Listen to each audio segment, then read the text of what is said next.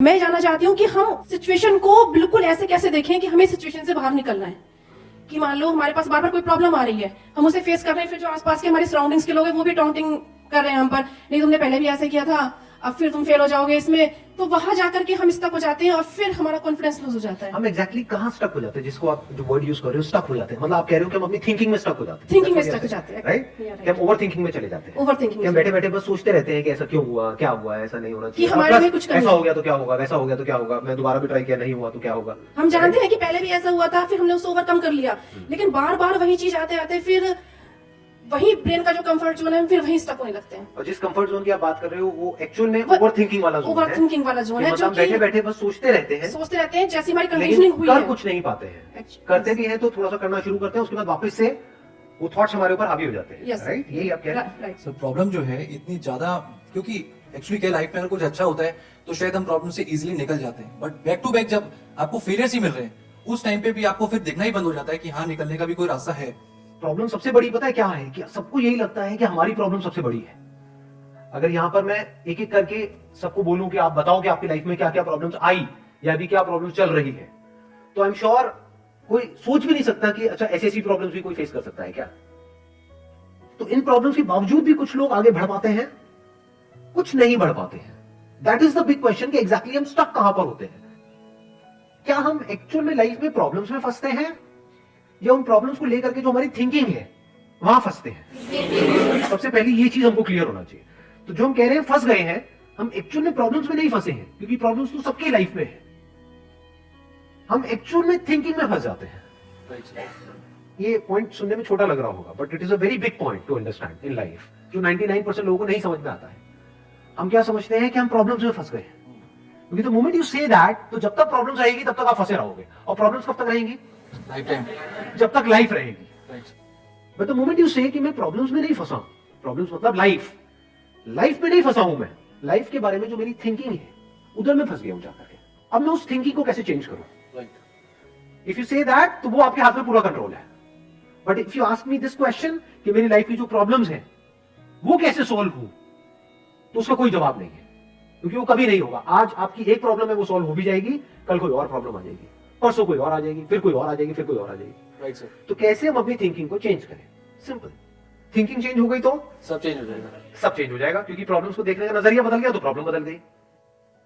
एक बंदा जिसकी थिंकिंग नहीं फंसी हुई है, उसको आप चारों तरफ से फंसा दो, वो निकल जाएगा। लेकिन जिसकी थिंकिंग फंसी हुई है, उसको आप जाकर के दुनिया जहान के सारे रिसोर्सेज दे दो, पूरा का पूरा खजाना भी दे दो, तब भी वो नहीं निकल पाएगा, तभी रोएगा बैठ करके, क्या मेरे को चारों तरफ खजाने से कैद कर दिया। तो भाई खजाना है, कैद नहीं है। देखा ना ऐसे लोगों को जिनके पास में सब कुछ है लेकिन रोते रहते हैं। तो सब कुछ मिलना इज नॉट अ सॉल्यूशन। जिनकी लाइफ में कोई प्रॉब्लम नहीं है वो भी रो रहे हैं। सो अब आता है कि इसका सॉल्यूशन क्या है, कि we are stuck in our thought process, how to get out of it. तो सबसे पहली चीज ये समझनी है, ज्यादा सोचने से कुछ नहीं होता है, सही सोचने से होता है। अभी सही सोचना क्या है?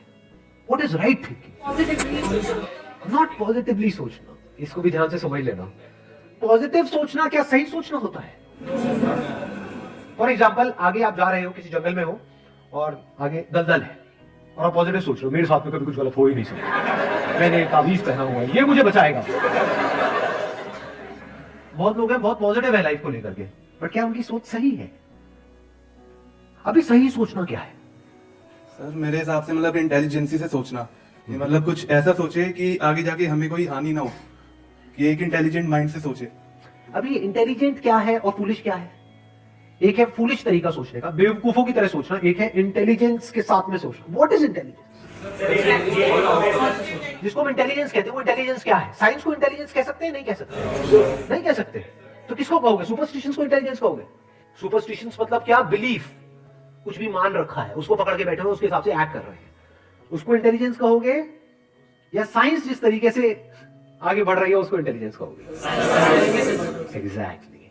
तो साइंटिफिक वे ऑफ थिंकिंग समझना पड़ेगा, वो क्या है, उसको अपनी लाइफ में लगाना पड़ेगा, तब आप कह सकते हो आपकी जो थिंकिंग है वो सही है। अब ये साइंटिफिक थिंकिंग मतलब क्या? रियलिटी को एज इट इज देख लेना, दैट इज साइंटिफिक थिंकिंग। यही तो है, और क्या है?